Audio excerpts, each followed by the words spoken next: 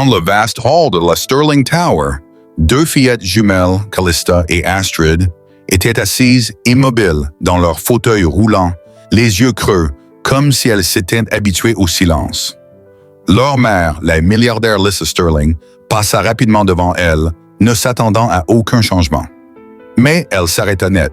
Depuis le placard de service, un père célibataire travaillant comme agent d'entretien, Archie Flynn, était accroupi devant les deux fillettes, utilisant un vieux chiffon de nettoyage comme une marionnette joueuse. Et pour la première fois, les lèvres des petites tremblèrent. La lumière matinale filtrait à travers les fenêtres du plafond vitré du 42e étage de la Sterling Tower, projetant de longues ombres sur le marbre poli. Archie Flynn poussait son chariot de ménage dans le couloir, les roues grinçant doucement au rythme de ses pas fatigués. À 36 ans, il se tenait avec la posture prudente d'un homme qui avait appris à se rendre invisible. Grand, large d'épaules, aux yeux doux qui semblaient perpétuellement tristes. Il portait son uniforme de concierge comme une armure contre un monde qui avait cessé de le voir depuis des années. Il n'avait pas toujours été invisible. Autrefois, dans ce qui lui semblait une autre vie, Archie avait été technicien en réadaptation, spécialisé en thérapie pédiatrique. Il portait alors des blouses médicales au lieu de combinaisons, transportait des dossiers médicaux plutôt que des serpillières, et les gens le regardaient avec respect au lieu de détourner les yeux. Mais c'était avant l'accident qui avait emporté sa femme, avant le chagrin qui l'avait poussé à abandonner tout ce qu'il avait construit. Désormais, il passait la serpillière et vidait les poubelles, trouvant un étrange réconfort dans la simplicité d'un travail qui ne demandait rien d'autre que sa présence. Son fils Oliver était la raison pour laquelle il se levait chaque matin. Âgé de 7 ans, il avait le sourire de sa mère et la détermination obstinée de son père. Oliver était tout ce qui restait de bon dans le monde d'Archie, et l'enfant venait souvent à la Sterling Tower après l'école, faisant ses devoirs dans la salle de pause pendant qu'Archie terminait son service. Ce n'était pas un arrangement idéal, mais c'était le leur, et Archie le protégeait farouchement. Lisa Sterling vivait dans un univers totalement différent, bien qu'ils partagent le même immeuble. À 34 ans, elle dirigeait Sterling Enterprises avec la précision d'un chirurgien et la chaleur de l'acier en hiver. Belle d'une manière qui intimide plutôt qu'elle n'invite. Ses cheveux blonds de miel, toujours impeccables, et ses tailleurs coûtant plus que le salaire mensuel d'Archie, lui donnaient l'air de posséder le monde. En bien des sens, c'était le cas, mais cette propriété avait un prix. Les cernes sous son maquillage expert trahissaient des histoires qu'elle ne partagerait jamais en réunion. La façon dont sa mâchoire se crispait lorsqu'elle passait devant la salle de jeu adaptée de l'étage exécutif révélait des fissures dans sa façade impeccable, car Lisa Sterling, PDG et Titan de l'industrie, était aussi la mère de deux fillettes de 9 ans qui n'avaient pas parlé depuis 4 ans. Callista et Astrid avaient été des enfants vives et bavardes autrefois. Archie avait vu les photos encore accrochées dans le bureau de Lisa. 2 visages identiques illuminés de joie, la bouche ouverte en plein rire, les petites mains tendues vers l'appareil photo. Aujourd'hui, ces mêmes fillettes étaient assises dans des fauteuils roulants motorisés, leur corps inactif à partir de la taille, leur voix enfermée quelque part où même les meilleurs médecins ne pouvaient les atteindre. L'accident s'était produit un mardi. Lisa était en réunions successives, trop occupée pour conduire elle-même ses filles à leur cours de ballet. Elle les avait confiées à un nouveau chauffeur, recommandé par un collègue. 20 minutes plus tard, son téléphone avait sonné, apportant un appel qui avait divisé sa vie en un avant et un après. Le chauffeur était ivre. Les fillettes avaient été héliportées à l'hôpital et Lisa y était arrivée pour découvrir ses filles brisées d'une manière qu'aucune somme d'argent ne pouvait réparer immédiatement. 4 années de kinésithérapie n'avaient apporté qu'une amélioration minime. 4 années de consultation avec des spécialistes avaient abouti au même verdict. La paralysie était permanente. Le mutisme était probablement d'origine psychologique. Une réaction à un traumatisme si profond que les fillettes avaient simplement cessé d'essayer de parler. La probabilité de guérison, disait-on, était presque nulle. Lisa avait renvoyé 3 médecins pour avoir utilisé ce mot. Nul. Comme si ses filles étaient une cause perdue, comme si elles étaient des problèmes insolubles, même avec toute sa détermination et ses ressources. Pourtant, même elle, dans ses moments les plus sombres, seul dans son bureau, se demandait parfois si les experts n'avaient pas raison. Oliver Flynn avait remarqué les jumelles bien avant que son père ne les lui montre. C'était difficile de ne pas les voir. Deux visages identiques, aux cheveux foncés et aux yeux encore plus sombres, toujours ensemble, toujours silencieuses. Elle l'effrayait un peu. Leur regard fixe, sans clignement, leur absence de sourire. Mais son père lui avait appris que la peur signifiait que quelqu'un avait besoin de gentillesse et non de distance. Un après-midi, tandis qu'il attendait son père, Oliver fit rouler un crayon tombé par terre dans le couloir. Il s'arrêta près du fauteuil de Calista. Quand il s'approcha pour le récupérer, elle suivit le mouvement des yeux, mais rien d'autre ne bougea. Pas de sursaut, pas de sourire, pas de reconnaissance. Seuls ses yeux profonds et attentifs. « Merci, dit Oliver quand même en prenant le crayon. « Je m'appelle Oliver. Et toi? » Silence. Mais quelque chose avait changé dans l'expression de Calista, si subtil que la plupart l'auraient manqué. Oliver, lui, ne l'avait pas manqué. Damian Cross avait gravi les échelons jusqu'à devenir conseiller principal grâce à une observation minutieuse et à une cruauté stratégique. À 41 ans, il avait perfectionné l'art de se rendre indispensable tout en s'assurant que ses rivaux potentiels restaient jetables.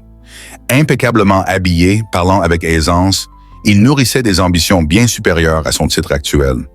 Le concierge était d'abord passé inaperçu à ses yeux, un simple membre de cette main-d'œuvre invisible qui maintenait la Sterling Tower en marche. Mais Damien avait ensuite remarqué que les filles de Lisa réagissaient à cet homme d'une manière qu'elles n'avaient plus montré à personne depuis des années. Un léger tour de tête quand Archie passait, un moment de concentration quand il nettoyait à proximité. Des détails infimes. Mais dans le monde de Damien, les petits détails comptaient. Il commença à observer. L'accident qui avait brisé la famille Sterling avait été plus qu'une simple négligence. Archie avait entendu suffisamment de conversations dans la salle de pause pour reconstituer l'histoire. Le chauffeur était nouveau, embauché sans vérification adéquate. Il avait pris un itinéraire traversant un chantier que les chauffeurs habituels évitaient. Le feu rouge qu'il avait grillé se trouvait à un carrefour dont les caméras étaient en panne ce jour-là. Lisa se reprochait entièrement l'accident. Elle était en réunion, discutant de prévisions trimestrielles pendant qu'on chargeait ses filles dans une ambulance. Le chauffeur avait survécu avec des blessures légères et avait aussitôt disparu. Ses frais juridiques avaient mystérieusement été payés par un bienfaiteur anonyme. L'enquête n'avait mené nulle part. Ce qui hantait Lisa n'était pas la paralysie. Elle pouvait voir les fauteuils, comprendre les bilans médicaux, combattre les limitations physiques avec des thérapies et du matériel. Ce qui la détruisait, c'était le silence. Ses filles la regardaient avec des yeux qui semblaient l'accuser, sans qu'elle puisse se défendre. « Tu n'étais pas là. Tu as choisi le travail plutôt que nous. Nous t'avons appelé et tu n'es pas venu. » Elle les entendait crier son nom dans ses cauchemars, nuit après nuit, depuis 4 ans. Archie avait commencé à remarquer un schéma 3 semaines après avoir commencé à travailler à la Sterling Tower. Les jumelles n'étaient pas complètement sans réaction. Elles l'étaient de manière sélective, surtout quand leur mère était présente. Elles se figeaient, le corps rigide, comme sous l'effet d'une peur qui ressemblait davantage à de la culpabilité. Quand les thérapeutes insistaient pour les faire parler, elles se fermaient complètement. Mais dans les moments calmes, quand elles pensaient que personne d'important ne les observait, de petites étincelles de vie apparaissaient. Calista suivait les sons du regard, les doigts d'Astrid tressaillaient en rythme quand une musique lointaine jouait, des gestes minuscules facilement ignorés. Mais Archie, ayant passé des années à travailler avec des enfants traumatisés, reconnaissait les signes. Ces fillettes n'étaient pas aussi perdues qu'on le croyait. Elles se cachaient. En tant que technicien en réadaptation, Archie avait accompagné des enfants ayant survécu à des accidents, à des abus, à des pertes qui auraient brisé la plupart des adultes. Il avait appris que la guérison n'était pas toujours linéaire. Parfois, les enfants se protégeaient en se repliant si profondément dans eux-mêmes que le monde supposait qu'ils ne reviendraient jamais. Mais ils le pouvaient. Il suffisait juste que quelqu'un attende patiemment à la porte. Il commença à noter ce qu'il observait. Rien d'intrusif. Juste des observations discrètes sur son téléphone pendant les pauses. Calista réagit davantage aux voix masculines qu'aux voix féminines. Astrid change de respiration quand elle est surprise, mais ne crie pas. Les deux filles semblent plus calmes tôt le matin, avant que l'immeuble ne se remplisse. Il savait qu'il franchissait des limites professionnelles. Il était concierge, pas leur thérapeute, mais il savait aussi ce qu'il voyait, et feindre l'ignorance aurait été une forme d'abandon. Damien Cross découvrit les notes d'Archie par hasard. Il cherchait des preuves d'une autre indiscrétion. Le chef de la sécurité de la Sterling Tower avait un problème de jeu que Damien comptait exploiter quand il remarqua le concierge photographiant quelque chose près de la salle de jeu exécutive. Quelques questions stratégiques auprès du personnel révélèrent le schéma. Le concierge passait plus de temps que nécessaire au 42e étage, plaçait souvent son chariot près des jumelles Sterling, et plusieurs employés l'avaient vu interagir avec elle d'une manière jugée inappropriée pour son poste. Damien ne se souciait pas du bien-être des fillettes. Il cherchait du levier. Et un concierge manifestant un intérêt suspect pour les filles handicapées de la PDG était exactement ce dont il avait besoin. Il commença à semer le doute. Un commentaire aux ressources humaines sur les limites professionnelles, une question feinte à l'assistante exécutive de Lisa sur la vérification des antécédents du personnel d'entretien. Rien de concret encore, juste les fondations d'un piège. L'incident de l'ascenseur eut lieu un jeudi après-midi, alors que des orages automnaux s'abattaient sur la ville avec une violence inattendue. La météo avait prévu de la pluie, mais pas ce genre de tempête capable de transformer le jour en crépuscule et de faire osciller doucement la Sterling Tower sur ses fondations. Archie travaillait au 38e étage quand l'électricité vacilla. L'éclairage de secours s'alluma, baignant tout d'une lueur ambrée inquiétante. Sa première pensée fut pour Oliver, en sécurité dans la salle de pause avec la sécurité de l'immeuble. Sa deuxième pensée arriva sous la forme d'un cri résonnant dans l'escalier. Aigu, terrifié, venant clairement des étages supérieurs. Il reconnut la voix de Lisa avant même de comprendre ce qu'il entendait. Elle hurlait les noms de ses filles, encore et encore, comme une prière et une malédiction à la fois. L'ascenseur s'était bloqué entre les 39e et 40e étages, une situation normalement sans danger selon les protocoles de sécurité. Mais pour deux fillettes en fauteuil roulant, déjà survivantes d'un accident catastrophique, déjà marquées par un traumatisme qui leur avait volé la parole, être piégées dans le noir n'était pas une circonstance ordinaire. Archie n'hésita pas. Il courut. L'accès à l'escalier était verrouillé, règle de sécurité incendie qu'il avait déjà maudite et qu'il maudit à nouveau. Mais le passage de maintenance, lui, ne l'était pas. Il connaissait ces corridors par cœur pour les avoir nettoyés des dizaines de fois, étroits, oppressants, remplis de tuyaux et de câbles, mais menant au panneau d'accès de la cage d'ascenseur. Derrière lui, la voix de Lisa devenait de plus en plus désespérée. La sécurité tentait de la calmer, expliquant que l'ascenseur était parfaitement sûr, que l'alimentation de secours reviendrait bientôt, que ses filles allaient bien. Mais Archie savait qu'elles n'allaient pas bien. Il avait vu comment la respiration de Calista s'accélérait sous l'effroi. Il avait observé les mains d'Astrid se crisper jusqu'au sang quand un bruit fort la surprenait. Piégées dans le noir, revivant leur pire cauchemar, ces fillettes se noyaient dans une terreur que personne d'autre ne pouvait voir. Le passage de maintenance était à peine assez large pour ses épaules. Il s'écorcha les avant-bras sur le béton rugueux, déchira son uniforme sur des boulons saillants et n'accéléra pas moins. L'accès à la cage d'ascenseur était sécurisé par un cadenas, pas conçu pour arrêter quelqu'un disposant d'une accréditation de maintenance et d'une détermination absolue. La cage était sombre, à l'exception de l'éclairage de secours 2 étages plus bas. L'ascenseur pendait au-dessus de lui, les câbles tendus, vibrant d'une tension mécanique. Archie n'avait aucune formation pour cela. Il n'avait que son instinct et son désespoir pour le guider, tandis qu'il grimpait l'échelle de maintenance fixée au mur.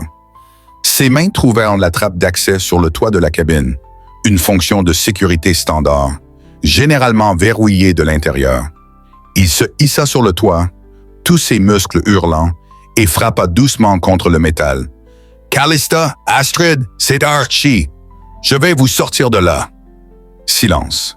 Mais en dessous, il entendait leur respiration, rapide, superficielle, paniquée. La trappe de secours n'était pas conçue pour s'ouvrir de l'extérieur, mais elle n'était pas non plus faite pour résister à quelqu'un qui n'avait plus rien à perdre. Archie utilisa la boucle de sa ceinture pour forcer le joint, chercha une prise avec ses doigts et mit toute sa force à l'ouvrir. L'obscurité s'échappa et il les vit. Les deux fillettes étaient pressées contre le coin opposé de la cabine, leurs fauteuils verrouillés l'un contre l'autre, comme pour se protéger mutuellement. Le visage de Calista était mouillé de larmes. Elle pleurait sans bruit. Tout le corps d'Astrid tremblait de spasmes qui semblaient ne jamais vouloir cesser. « Hey » dit doucement Archie en descendant dans la cabine. « Hey, vous allez bien, vous êtes en sécurité. Je vous le promets. » Il avait fait cela auparavant, dans sa vie d'avant. Approcher des enfants traumatisés avec des mots calmes et des gestes patients. Se faire petit et rassurant malgré sa carrure. Leur montrer qu'il n'était ni une menace, ni quelqu'un qui les abandonnerait quand les choses devenaient difficiles. « Je sais que vous avez peur », continua-t-il en s'agenouillant pour qu'elle voie son visage dans la lumière ambrée. « Je sais que ça ressemble à avant. Mais ce n'est pas pareil. L'ascenseur va bien, l'immeuble va bien, la tempête va passer, et je ne bougerai pas tant que vous ne serez pas sortis d'ici. » Les yeux de Calista croisèrent les siens. Vraiment, pour la première fois. Dans ce regard, Archie vit tout. La terreur, oui, mais aussi autre chose. De la reconnaissance. Elle savait qu'il la voyait. Pas la petite fille paralysée. Pas la tragique héritière d'une milliardaire. Elle. « Votre maman est juste dehors, » dit Archie. « Elle est très inquiète pour vous. Elle vous aime tellement. Et je vais vous emmener vers elle. D'accord? Mais d'abord, j'ai besoin que vous me fassiez confiance. » Il tendit lentement la main, leur montrant chaque mouvement. Ses doigts se posèrent doucement sur le fauteuil de Calista. Pas de geste brusque, pas de pression, juste une présence stable. « Pouvez-vous respirer avec moi? Inspirez sur 4 temps, retenez sur 4, expirez sur 4, comme ça. » Il démontra, rendant sa respiration visible et exagérée, une technique qu'il avait utilisée des dizaines de fois avec des patients pédiatriques. La respiration en miroir, offrant à des systèmes nerveux traumatisés un rythme à suivre pour retrouver le calme. Calista l'observa, puis, presque imperceptiblement, sa poitrine commença à se soulever et s'abaisser au même rythme que la sienne. En dessous, la voix de Lisa était devenue rauque à force de crier. La sécurité tentait de la convaincre de reculer, de laisser les professionnels gérer la situation. Elle ne les écoutait pas. L'instinct maternel avait brûlé toutes les couches polies de son personnage d'exécutive, ne laissant que du désespoir brut. Quand elle entendit la trappe du toit s'ouvrir, sa première pensée fut qu'un élément avait cédé, que ses filles tombaient, qu'elle allait les perdre comme elle les avait perdues avant. Mais cette fois, ce serait définitif. Puis elle entendit une voix masculine, calme, parlant sur un ton trop doux pour qu'elle distingue les mots. Et ses filles ne hurlaient pas. « Qui est-ce là-dedans » exigea-t-elle. « Qui est avec mes filles ?» Un garde consulta sa radio d'urgence. « Madame, je ne crois pas que quelqu'un soit censé y être. » La porte de l'ascenseur s'ouvrit manuellement de l'intérieur, déverrouillage d'urgence activé, et là, baigné dans la lumière ambrée, se tenait son concierge. Couvert de poussière et d'égratignures, l'uniforme déchiré, tenant une lampe torche d'une main, l'autre posée fermement sur le fauteuil de Calista. « Elles vont bien, » dit simplement Archie. « L'ascenseur est stable. Je les sors maintenant. » Mais Lisa ne le regardait pas. Elle fixait Calista parce que la bouche de sa fille bougeait, formant des sons, essayant de faire passer un son à travers des cordes vocales muettes depuis 4 ans. « Ah !» Le son était à peine audible, rauque, incertain. « Ah !» Le silence qui suivit fut absolu. Lisa Sterling, qui présentait des rapports à des conseils d'administration sans notes, qui négociait des contrats de milliards sans perdre son sang-froid, qui enterrait ses émotions si profondément que son personnel murmurait qu'elle devait être faite de glace, s'effondra contre le mur du couloir, les mains sur la bouche, sanglotant comme si son cœur venait de se briser et de se reformer en l'espace d'un seul mot. Archie sortit prudemment les 2 fauteuils de l'ascenseur. La main de Calista avait trouvé sa manche et la serrait si fort que ses phalanges étaient blanches. Les yeux d'Astrid suivaient chacun de ses mouvements, comme pour s'assurer qu'il était réel. Le personnel médical arriva aussitôt. On enveloppa les fillettes dans des couvertures. Quelqu'un tenta de les séparer d'Archie pour les conduire à la clinique exécutive. Calista émit un son qui ressemblait à une protestation. Sa prise sur la manche d'Archie se resserra. « Laissez-le rester », dit Lisa, sa voix étrangère à ses propres oreilles, rauque de larmes, dépouillée de toute autorité. S'il vous plaît, laissez-le rester avec elle. Les 72 heures suivantes furent un tourbillon d'évaluation médicale et d'un optimisme prudent. Les neurologues confirmèrent ce qu'Archie soupçonnait. L'incapacité des fillettes à parler n'était pas due à des lésions physiques permanentes, mais à une réaction psychologique, un traumatisme si sévère que leur corps avait désactivé des fonctions non essentielles pour se protéger. Le fait que Calista ait pu vocaliser était remarquable. Le fait qu'elle l'ait fait pour un concierge, tandis que sa propre mère pleurait dans le couloir, était autre chose. La Dre Sarah Chen, psychologue pédiatrique appelée en consultation, expliqua à Lisa aussi doucement que possible. Vos filles associent votre présence à leur traumatisme. Non parce que vous l'avez causé, mais parce que leur cerveau a lié l'accident au souvenir de vous avoir appelé. Quand elles vous voient, leur système nerveux active une réponse de stress qui bloque leur capacité à communiquer. Mais un étranger, qu'elles connaissent à peine, n'est pas un étranger, coupa Oliver Flynn depuis le coin de la pièce, où il coloriait tranquillement. Tous se tournèrent vers le garçon de 7 ans. Mon papa leur parle tout le temps. Il fait des drôles de grimaces avec son chiffon. Il fredonne les chansons qu'elles aiment. Elles le connaissent. Lisa regarda Archie, debout près de la porte, visiblement mal à l'aise sous les regards. Est-ce que vrai? J'ai remarqué qu'elle répondait mieux à une interaction indirecte, répondit Archie prudemment. Les enfants traumatisés le font souvent. Tenter de les engager directement semble menaçant. Mais si vous êtes simplement présent, en faisant des choses ordinaires à proximité, parfois, ils commencent à faire confiance. Vous les étudiez, dit Damian Cross depuis le seuil. Il était apparu comme une ombre, le visage modelé en une préoccupation calculée. Sans permission, sans qualification professionnelle, en les suivant partout dans cet immeuble. La température de la pièce sembla chuter de 10 degrés. Je nettoyais les sols, répondit Archie calmement, et je faisais attention à 2 petites filles qui semblaient seules.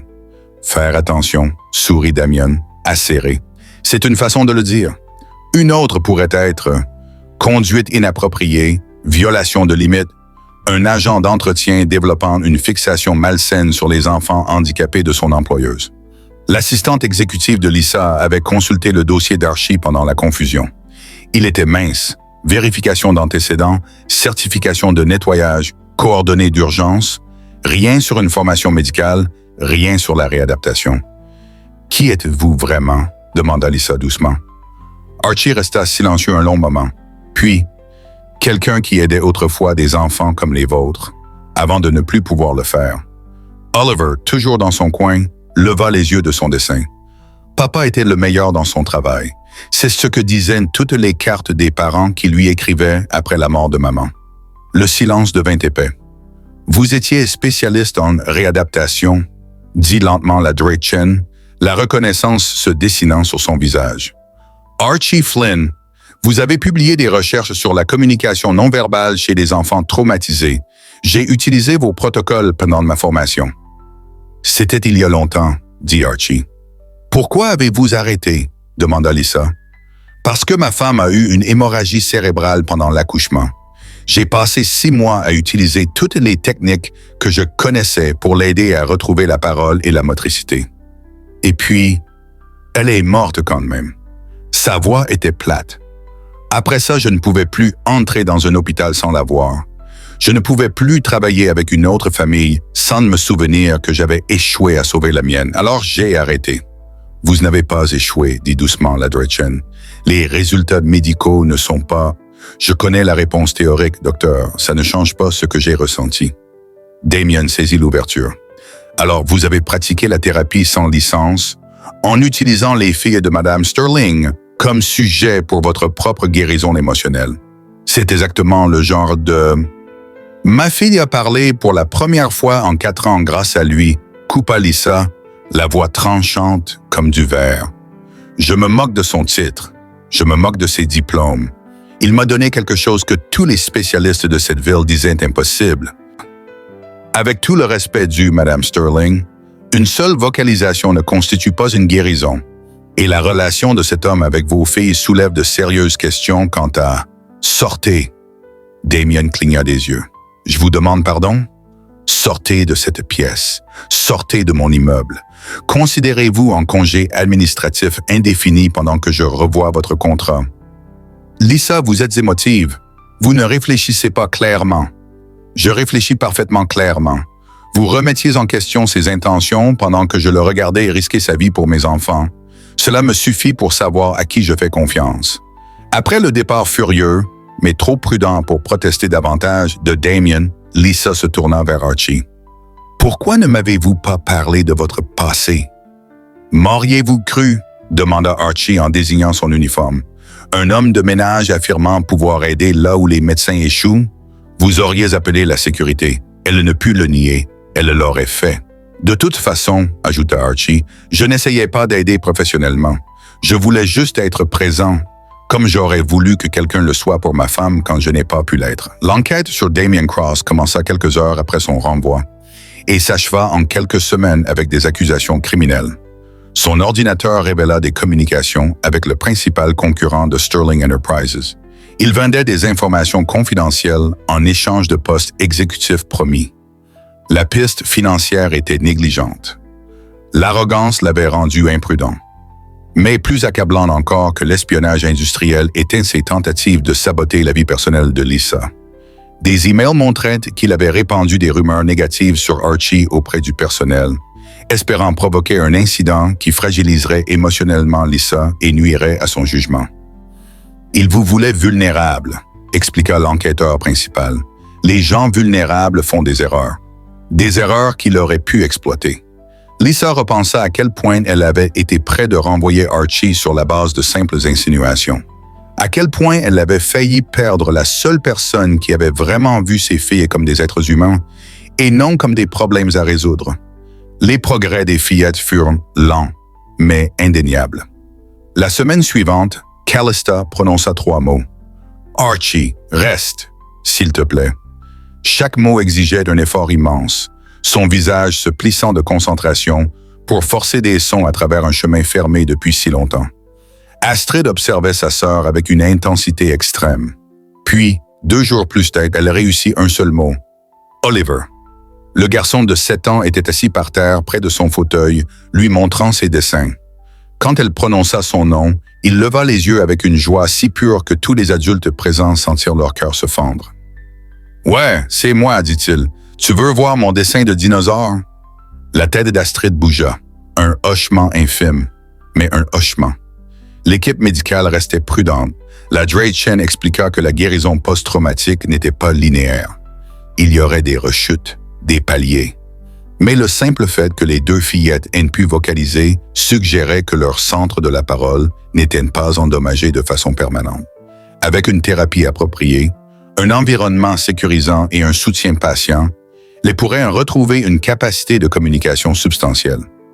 Le facteur clé, dit la Drachen à Lisa lors d'une consultation privée, est de les aider à se sentir en sécurité avec vous à nouveau. Je ne sais pas comment faire, admet Lisa. Je suis leur mère. Je devrais être la personne avec qui elles se sentent le plus en sécurité. Au lieu de ça, je suis celle qui déclenche leur pire réaction. Parce que vous représentez le moment où elles avaient le plus besoin de vous et où vous n'étiez pas là. Leur cerveau de 4 ans n'a pas pu comprendre la complexité de pourquoi vous n'étiez pas là.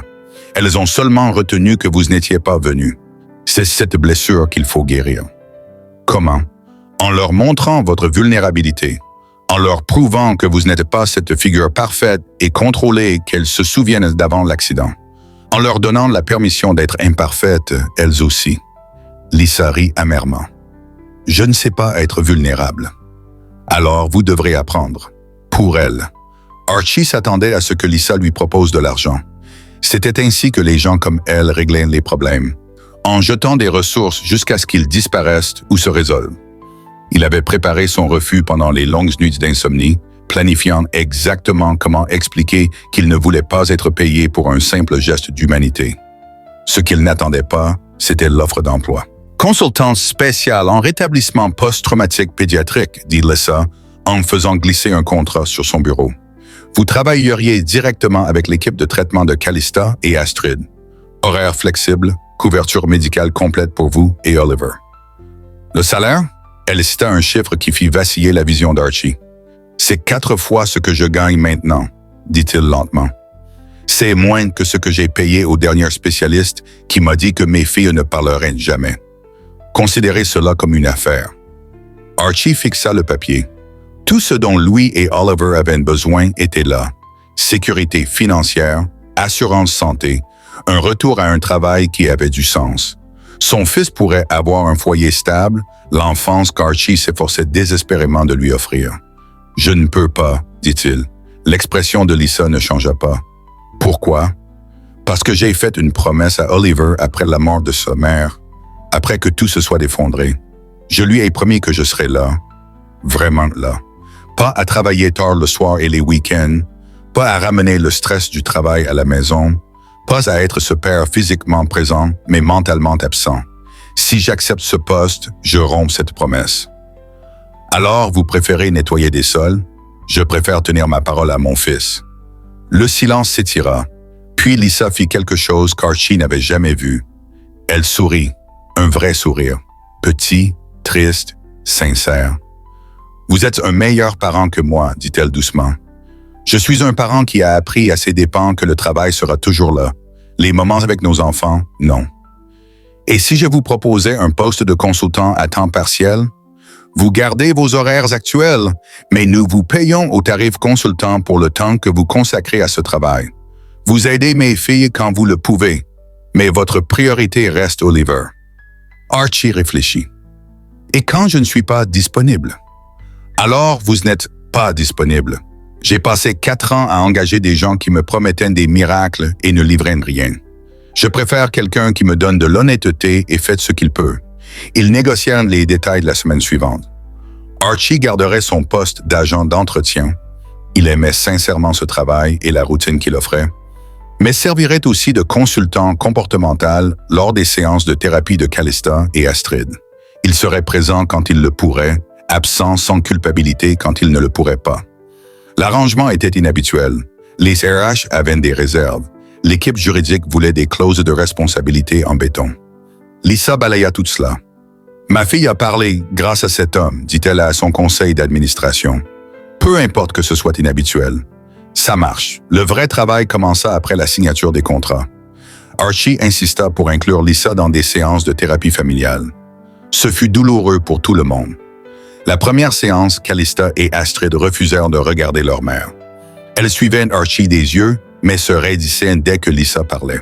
« Ça ne marche pas », dit Lisa, la frustration perçant dans sa voix. « Elles me détestent. »« Elles ne vous détestent pas », corrigea doucement la Drachen. « Elles se protègent de la douleur de vous désirer et d'avoir peur que vous disparaissiez à nouveau. Je n'ai jamais disparu. J'ai été là tout le temps à me battre pour elles. » « Oui, mais étiez-vous présente avec elle? » Lisa ouvrit la bouche pour répliquer, puis la referma. Car la vérité était qu'elle avait passé 4 ans en réunion, en déplacement, en sessions stratégiques tardives. Elle avait engagé les meilleurs spécialistes, inscrit ses filles aux meilleurs programmes, acheté l'équipement médical le plus avancé. Elle s'était battue pour elle comme elle se battait pour tout, avec argent, pouvoir et planification. Mais quand avait-elle simplement été assise par terre à côté de leur fauteuil? Quand les avait-elle laissées la voir pleurer, rire, être autre chose que la PDG contrôlée qui avait toutes les réponses? Je ne sais pas comment juste être avec elle, admit-elle. Je ne sais que réparer les choses. Alors peut-être, dit Archie doucement, devez-vous cesser d'essayer de les réparer. Elles ne sont pas cassées, elles sont blessées. Il y a une différence. La percée eut lieu 3 semaines plus tard. Pendant une séance de thérapie ordinaire, Lisa pratiquait les techniques recommandées par la Drachen. Assise tranquillement près des filles, sans forcer l'interaction, simplement présente. C'était la chose la plus difficile qu'elle ait jamais faite. Cette inaction intentionnelle. Calista travaillait sur un puzzle, ses doigts maladroits mais déterminés. Elle essayait d'insérer une pièce qui ne correspondait clairement pas à l'endroit choisi. Lisa observa, retenant l'envie de la corriger, de lui montrer la bonne place, de réparer l'erreur. Mais Calista leva les yeux, croisa le regard de sa mère pour la première fois depuis des semaines et parla. « Aide », un seul mot, à peine audible.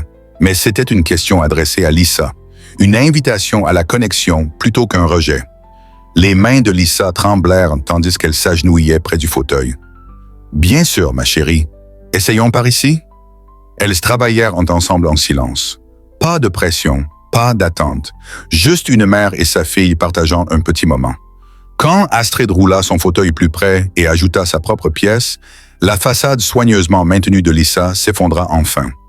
Elle prit ses deux filles dans ses bras, doucement, attentive à leurs limitations physiques, et laissa couler les larmes qu'elle n'avait pas versées depuis la nuit de l'accident. « Je suis désolée », murmura-t-elle dans leurs cheveux. « Je suis tellement désolée de ne pas avoir été là. Désolée d'avoir toujours essayé de tout réparer au lieu d'être simplement votre maman. Désolée pour tout. » Les petites brasses de Calista entourèrent le cou de sa mère. Et puis, miracle des miracles, ceux d'Astrid les rejoignirent. Archie, observant depuis le seuil avec la Drake Chen et Oliver, quitta discrètement la pièce. Ce moment leur appartenait. 6 mois après l'incident de l'ascenseur, la Sterling Tower organisa une petite cérémonie dans le jardin exécutif. Lisa avait fondé une nouvelle association dédiée à soutenir les familles d'enfants souffrant de handicap liés au traumatisme. Le premier programme offrirait des consultations gratuites aux familles incapables de payer des soins spécialisés. Archie avait été réticent à assister à l'événement. Il était censé l'honorer et il détestait être au centre de l'attention. Mais Oliver avait insisté et Archie avait appris à choisir ses batailles avec son fils déterminé. Le jardin était rempli de fleurs et baigné d'une lumière chaude d'après-midi. Calista et Astrid étaient assises dans leur fauteuil près de la fontaine, vêtues de robes bleues assorties et arborant de vrais sourires. Leurs paroles restaient limitées, mais elles les communiquaient de plus en plus chaque semaine. Plus important encore, elles apprenaient à faire confiance à nouveau. Lisa prononça un bref discours sur l'importance de voir au-delà des diagnostics jusqu'aux êtres humains qui les portent. Elle parla de la facilité avec laquelle on confond ressources et soins, traitement et guérison. Elle ne mentionna pas Archie par son nom, il l'avait demandé, mais tout le monde sut de qui elle parlait. Plus tard, tandis que les invités discutaient autour de rafraîchissement, Calista roula jusqu'à Archie, qui se tenait avec Oliver. Elle avait répété quelque chose pendant des semaines, travaillant avec sa orthophoniste pour bien articuler les mots. « Merci », dit-elle clairement, chaque syllabe délibérée, « pour nous avoir redonné la voix. » Archie s'accroupit à sa hauteur. « Vous avez toujours eu votre voix, Calista. Je n'ai fait que patienter pendant que vous la retrouviez. » « Pas juste la voix pour parler, fronça-t-elle, concentrée. La voix du dedans. Celle qui dit « On compte ». Derrière eux, Lisa porta les mains à sa bouche, les larmes coulant librement. Elle avait cessé de s'excuser pour pleurer des mois auparavant, cessé de prétendre tout contrôler. Ses filles avaient eu besoin qu'elle soit humaine, pas parfaite, et elle apprenait enfin la différence. Archie se releva, posant doucement la main sur l'épaule de Calista. « Vous avez toujours compté, toutes les deux. Certains d'entre nous avaient juste besoin d'apprendre à écouter correctement. » Astrid roula plus près. Oliver marchait à côté de son fauteuil. Le garçon de 7 ans était devenu leur interprète officieux, comprenant mieux que quiconque leurs mots limités et leurs gestes. Astrid dit, traduisit fièrement Oliver, que vous et papa êtes ses personnes préférées. Enfin, à égalité avec maman maintenant, mais vous êtes quand même très haut dans la liste. Lisa rit à travers ses larmes. Je prends, à égalité, pour la première place.